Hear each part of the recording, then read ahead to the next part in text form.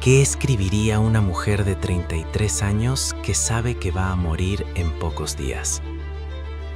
En julio de 1952, Eva Perón agonizaba en la residencia presidencial. El cáncer la había consumido hasta dejarla en 35 kilos.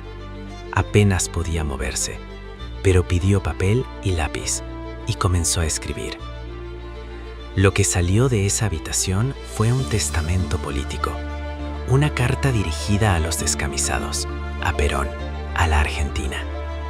Palabras escritas con dolor físico, con lucidez agónica, con la certeza de que cada línea era una despedida. Dicen que la historia la escriben los vencedores, pero el chusmerío lo escriben los testigos. Y el nuestro es un país de testigos.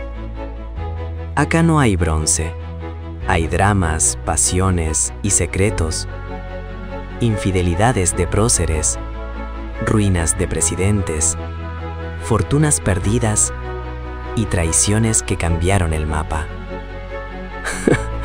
Olvídate de lo que te contaron en el colegio, porque la verdad es siempre más jugosa que el mito. Esto es Chusmerío de la Historia Argentina. El secreto nacional revelado. Pero esa carta no se publicó de inmediato. Fue ocultada, guardada, manipulada. Y cuando finalmente vio la luz, muchos cuestionaron su autenticidad. Algunos dijeron que fue escrita por otros que fue editada para servir a intereses políticos. Hoy vamos a reconstruir los últimos días de Eva Perón. Vamos a analizar qué decía realmente esa carta, por qué fue ocultada durante años y qué revela sobre la mujer que, incluso muriendo, seguía siendo la figura más poderosa del peronismo.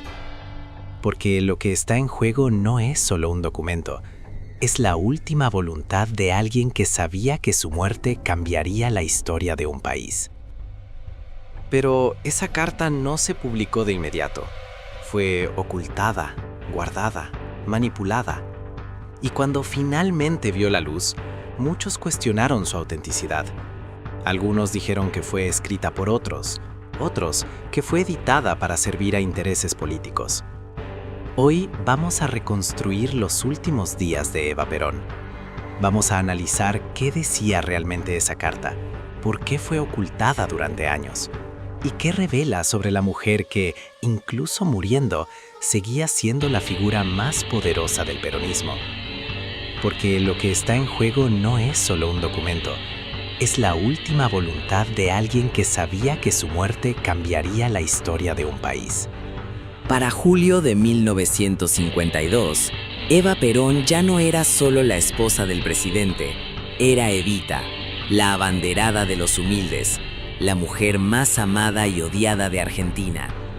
Había construido un poder político propio a través de la Fundación Eva Perón, los sindicatos, el voto femenino. Millones la idolatraban, otros tantos la despreciaban. Pero su cuerpo estaba destruido.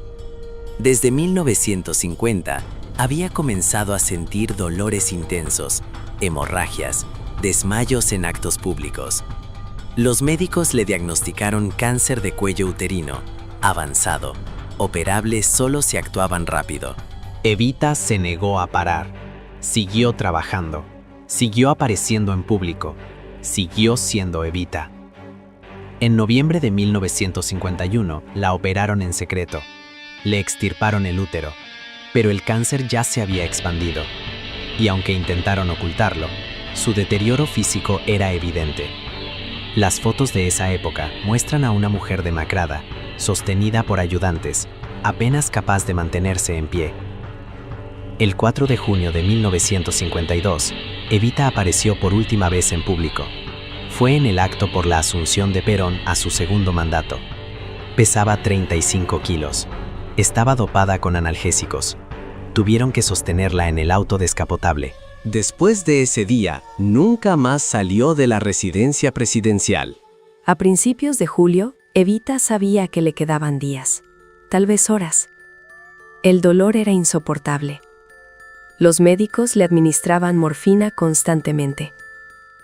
Pero ella seguía lúcida y seguía pensando en política. Porque Evita no era solo una moribunda. Era una líder que entendía que su muerte iba a generar un vacío de poder y quería dejar instrucciones claras. Fue entonces cuando pidió escribir.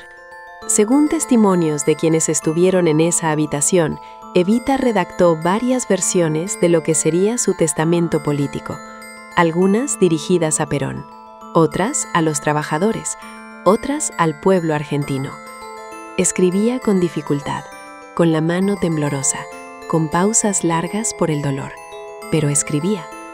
El contenido de esas cartas no fue hecho público de inmediato, y cuando lo fue, generó controversia, porque lo que Evita escribió no era solo una despedida emotiva, era un mensaje político, directo, radical, incómodo. La versión más conocida de la carta de Evita comienza así: «Quiero vivir eternamente con Perón y con mi pueblo». Y continúa con un tono que mezcla devoción, fanatismo y lucidez política. En esas líneas, Evita pide a los trabajadores que defiendan a Perón con sus vidas si es necesario. Habla de enemigos dentro y fuera del movimiento. Advierte sobre traiciones. Llama a la lealtad absoluta. Y deja claro que considera que su lucha no fue solo social, sino revolucionaria. Uno de los fragmentos más duros dice: que sepan los enemigos del pueblo y de Perón que si alguna vez llegaran a poner sus manos sobre él, yo vendré desde el cielo para vengarme. Es un lenguaje violento, mesiánico, nada parecido a la imagen piadosa que algunos intentaron construir sobre su figura después de su muerte. Y es precisamente ese tono lo que generó sospechas. Porque cuando la carta fue publicada por primera vez, varios historiadores y periodistas cuestionaron su autenticidad. Argumentaron que el estilo era demasiado agresivo, demasiado político, demasiado conveniente para quienes buscaban radicalizar al peronismo tras la muerte de Evita. Otros sostuvieron que la carta fue editada, que se le agregaron fragmentos, que se modificaron palabras, que lo que Evita escribió realmente nunca vio la luz completa. ¿Qué es verdad?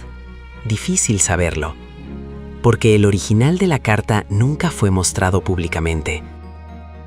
Y los testimonios de quienes estuvieron presentes son contradictorios. Eva Perón murió el 26 de julio de 1952, a las 8:25 de la noche. Tenía 33 años. Su muerte fue anunciada por radio. El país entero se paralizó. Millones lloraron. Otros celebraron en silencio. Pero todos sabían que algo había terminado. Lo que siguió fue un operativo de mitificación sin precedentes. El cuerpo de Evita fue embalsamado por el médico español Pedro Ara, un proceso que duró meses. La idea era convertirla en un símbolo eterno, intocable, sagrado. Pero la carta quedó guardada. No se publicó inmediatamente, se filtró fragmentada. Apareció en versiones diferentes según quien la difundiera, y durante años fue utilizada como arma política por distintos sectores del peronismo. Algunos la usaron para justificar la radicalización del movimiento, otros para sostener que Evita era una revolucionaria, no solo una benefactora, y otros para alimentar el culto a su figura. Pero nadie pudo comprobar con certeza qué había escrito Evita realmente en esas últimas horas. Hasta hoy, historiadores debaten la autenticidad de la carta de muerte de Eva Perón. Algunos sostienen que es completamente auténtica, que refleja el pensamiento real de una mujer que vivió la política con pasión, radicalidad y convicción, que Evita realmente creía en la confrontación, en la defensa absoluta de Perón, en la lucha contra los enemigos del pueblo. Otros argumentan que fue manipulada, que ciertos fragmentos fueron agregados después por operadores políticos, que querían usar su figura para radicalizar al peronismo, que el tono mesiánico fue exagerado intencionalmente. Y otros directamente creen que la carta nunca existió tal como se la conoce, que fue un invento posterior. una construcción mítica.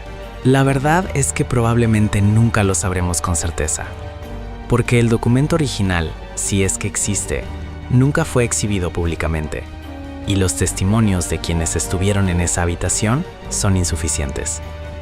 Lo que sí sabemos es que esa carta, auténtica o no, se convirtió en un símbolo, en un testamento político, en una herramienta de construcción ideológica, y que la figura de Evita, incluso después de muerta, siguió siendo disputada, manipulada, mitificada.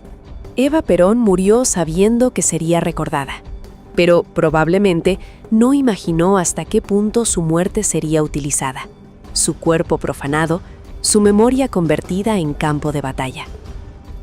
La carta de muerte, real o editada, es solo una pieza más de ese rompecabezas, un documento que, como tantos otros en la historia argentina, nunca terminó de aclararse del todo. Porque en este país, a veces, la verdad importa menos que el mito, y Evita se convirtió en el mito más poderoso del siglo XX argentino. Si querés seguir conociendo los secretos ocultos de nuestra historia, suscríbete al canal y deja tu like. En el próximo video vamos a hablar de otro episodio oscuro, el affair entre Perón y Nelly Rivas, la menor de edad que vivió en la residencia presidencial y desató uno de los escándalos más censurados del peronismo. La historia argentina está llena de silencios, y acá los vamos a seguir rompiendo.